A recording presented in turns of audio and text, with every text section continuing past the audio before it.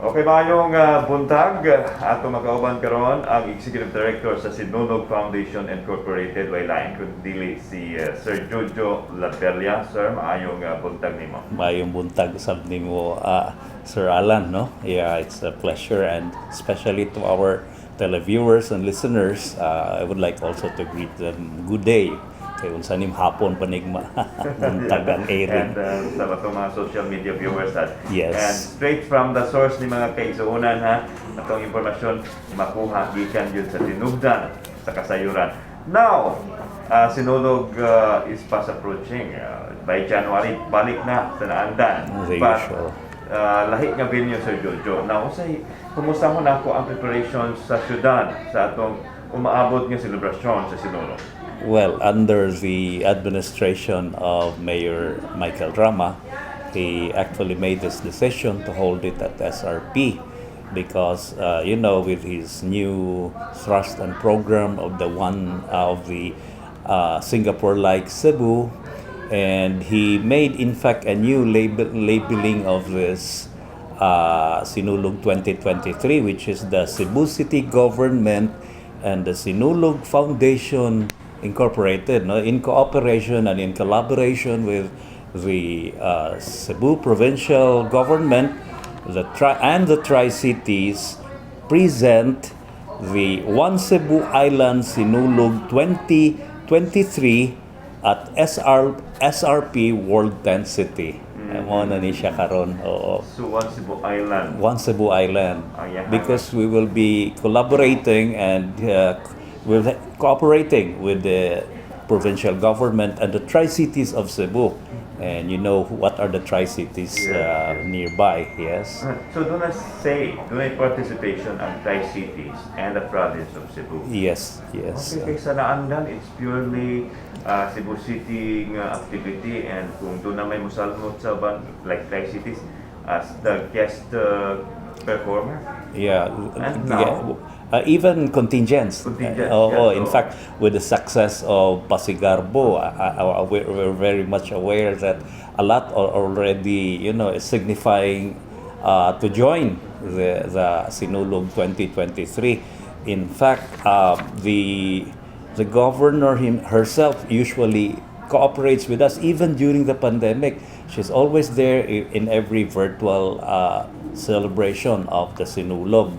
So this time we will have a One Cebu Island as conceptualized by the overall chairman of the Sinulog Foundation Incorporated, and at the same time he is our mayor, no?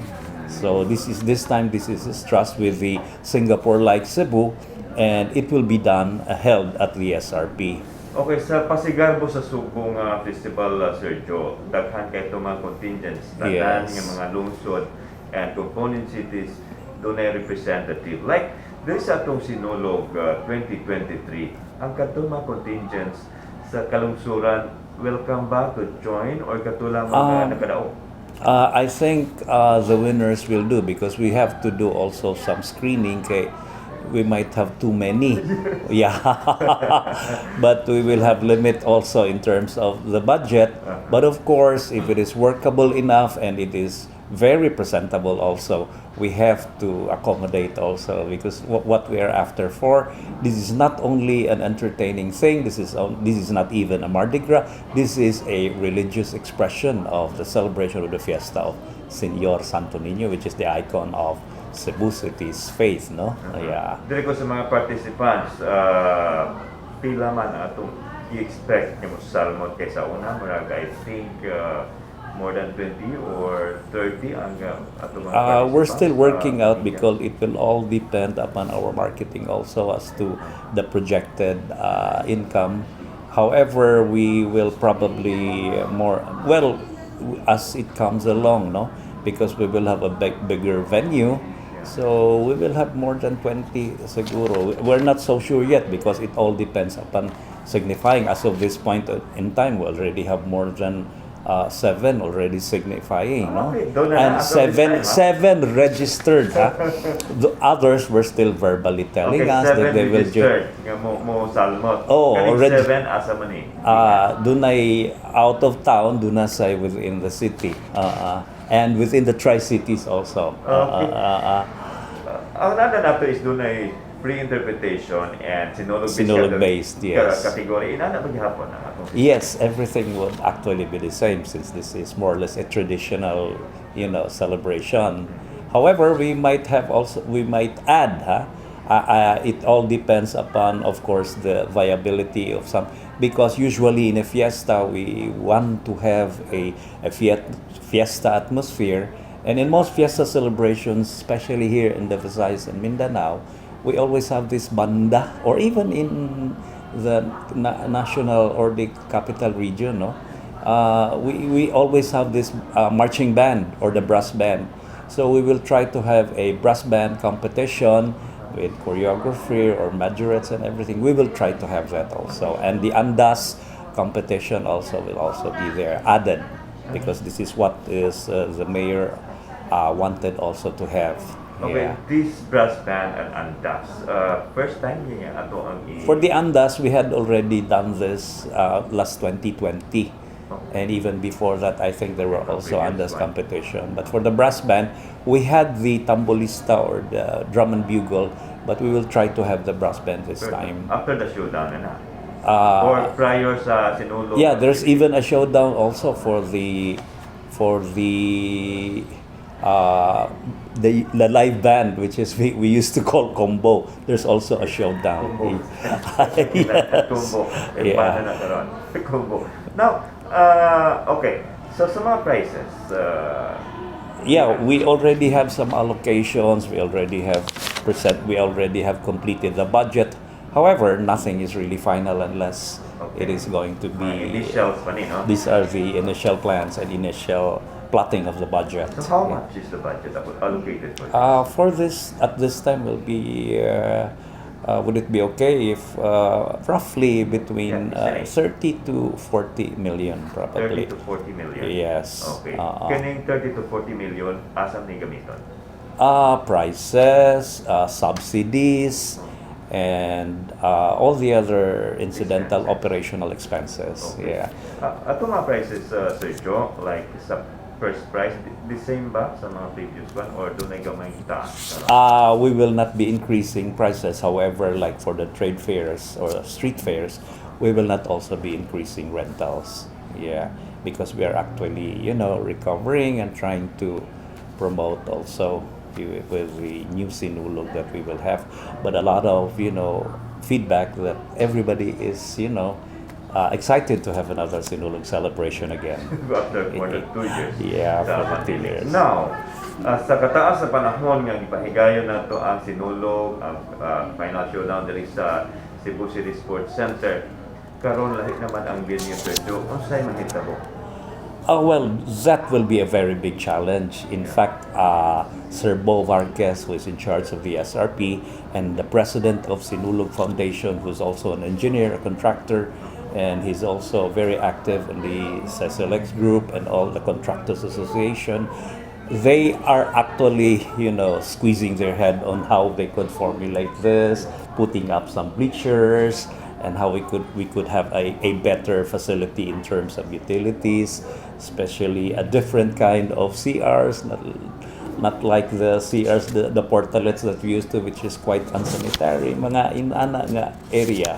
Like siguro he will put up a container type of kanang CR anana. Yeah, these are all the big challenges. In fact, the new establishments, New Star the president of Sinulog Foundation also is trying to challenge them in terms of some facilities and putting up also areas where they can offer also some affordable food and everything, and including SM Seaside and all the other El Curso, City de Mare, all the other business establishments that are actually operating in SRP. Oh yeah, and they're very much willing to cooperate also. Yeah. Dili sa ruta sa kanang kuan kay carousel naman tin mga inana sa una. Yeah. Asa na determine ta asa ang ruta sa street dancing, parade. Yeah, there will be an assembly point also for all the contingents, probably at the near the SMC side. Is MC sign. Yes, and it will be the grand parade will be going through the main road of SRP, then going to where the stage of the BBM rally was done, then make a turn back to where it was mauna mag-carousel. So We will still have the carousel because that has been conceptualized by the mayor ever since, so that there will never be a stop to the dancing or carousel. But mas shorter siya compared sa katong It will be shorter, with the concern also that although a lot of things will be projected to be done or planned to be done because of, we can never tell also the heat, but this time will be shorter because of the climate change. Yeah, this will be a little bit, not a little bit, but I think just maybe 30% or 50% shorter. Yeah, that's what we 30% planned. In a shorter. way, like used to be like about 5.9 kilometer. Yes. Probably this time will just be more than 2 kilometer. Yeah, Okay. yeah. So mas madali na. Mas So madali sa na. maata ba ni kagabi? Probably he will still have the same format, but and the start will be the same, except that there will be a new management of the route as planned. Yeah. Okay. So kay nano tayo din ba sa finale doon na may mga fireworks? Grand finale, then the fireworks display, and in fact this this. gihapon na. Yes, and it will be not simultaneous. It will be in a way synchronized, but at a chronological order, so that it will be more grandiose, and probably at the the third bridge. Yeah. Possible na mukuan sa third bridge. Yes. Ang Grand Parade.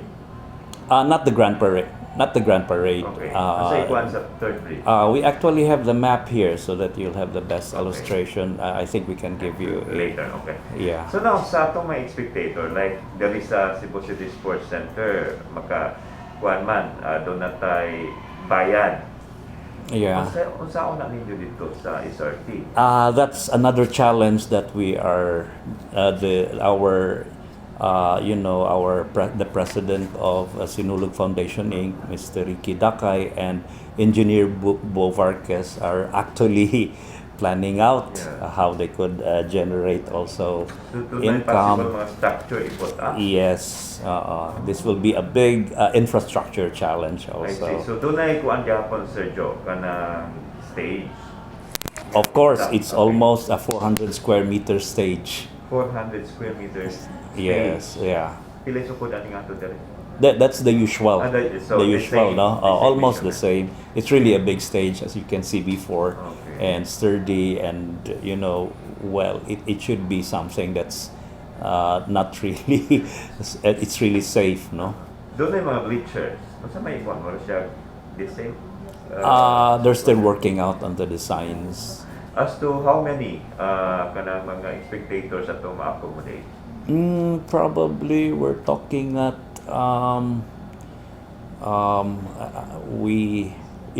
of course it will all depend also upon the bleachers that we'll be able to provide, but they were actually talking of about 7 to 12 bleachers that they will put up. 7 Yeah. to 12 bleachers. Big ones. The big Yeah. ones. So Yeah. like sa atong naandan, pila ka mga atong spectators diri ma-accommodate sa sports center? I'm sorry, I just cannot give actually 10,000? more or less. Yeah. More than 10,000 Yes. Yeah. ma-accommodate ta. We will be trying to. Yeah. So na 10 lang. 10. Bleach. Yeah, but still on the process of designing. Yeah. Dali ko sa kuan sa media doon ay mga of course media coverage. Okay. Unsay kuan ninyo policy ninyo? Actually, as of this point in time, we will be putting up also like the bleachers. They will be not segregating, but giving, especially with the judges also, giving areas for them to have a better coverage area. Yeah. Part of the plan, it's always part of the plan. That's just like the 2020, where we really place some scaffolds to be where the media should be accommodated for their good coverage. And in fact, the telcos will also have problems, and they asked us to, if we really finalize SRP, since their fiber optic signals, facilities they're still under process. It's not really so viable as of this time, so they are working it out also. Doon nagyang accreditation just to control sa ground. Of course, so we just have some regulations in a way. Yeah. The same sa katong naandal nato diri. Yeah, we will be putting up areas where the media coverages, and in fact even photographers will also be regulated. Yeah. Okay, because we will still have this photo contest, of course. Yeah. So, photo contest.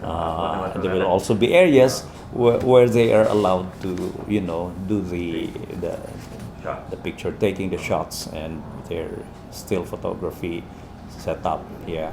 Sa atong ticket, doon nagyapon ticket gyapon we really are planning to, of course. Part of the plan yun na, no? So how we could generate revenues. Yes. Yeah. And as to how much dili pa nato makuha? We just did not have any projection yet. All we have is the budget. Color coding man to sa una. Sa bleachers? Yeah, we will have those color coding and everything. We will have. We are actually initially putting up system again. Okay. Yeah.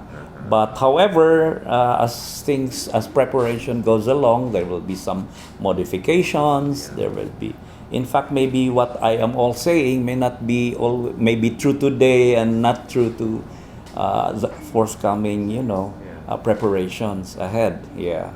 Possible doon of course, doon mga changes. Mga changes tingali. Of course, no? Kaya i-adapt man yun nato as to the viability and feasibility of the area and the venue, because this is really a big challenge, holding it in entirely a new setup, in a new location. Matawag nato is the grandest. One of the grandest, yeah. And we see the wisdom of the present mayor to be. I know, a lot of people would look at it as something different, since before the city is too congested with the celebration, the traffic is really close. This is really very viable for the city to have this kind of celebration. So ano yung magbagulbuling ini? In a way, yes. And in fact, even the shades or the sheltering of the control of the heat of the bleachers is also being considered because of the climate change. Oh yeah, so probably doon na yun whatever kana siguro. I think even the kinibitawng mga banderitas, it will help kung imugin ng bagaon or whatever. But of course, we also have to consider the aesthetics and how SRP would look like as a Singapore-like city. Yeah. Okay, so ato na lang kung ano atangan unsa gyud ang final looks, because the engineers, especially with engineer Boo Vargas, who is in charge of the SRP, through the guidance also of the mayor, kay lami man sa gyud check mga plans to make this a tent city. The initial plan is like most of the members of the HR, the hotel and restaurant will have their areas, or there will be zoning in terms of the putting up of tents. That's why it's called a tent city. Yeah. Well, fiesta, mga food. Fiesta atmosphere. Yes, you have said it. So, pagkatukuan na anak dito tanan kung gusto ko mapalit og inani mga pagkaon na that's what it is being conceptualized. Yeah. One-stop shop. Yeah, a real fiesta mood for the city of Cebu, for the Sinulog. Pila naka-percentage sa preparation? Murag di lang sa kakumukwag asag yun, no? But you are preparing. We are working hard with it. Yeah. Okay. Sir Joe, final words na to with regards sa itong umaabot nga nagpo ka celebration dali sa Cebu City. Go ahead. I just would like to say to our, the citizenry of Cebu that we are doing our very best, especially even the most, not all the councilors of the city of Cebu are really also part of the organizational setup. And in fact, si Councilor Dondon, si Councilor James Cuenco are heading clusters, especially the Vice Mayor also, Raymond Garcia. And also, but most of the councilors are actually working hard. Councilor Safra is the chairman of the executive committee. They are there actively participating on the participation, especially on the Grand Parade itself, and also for the whole week-long activity of Sinulog. And so I would encourage to also pray, and of course with the guidance of, we always look forward to the divine intervention with our faith to the Senior Santo Niño, that this will be a success with the very challenging preparation that we have to do. Okay, thank you so much, Sir Jojo Labella, ang Executive Director sa Sinulog Foundation Incorporated. Senior, sir. Thank you, Senior. Yeah.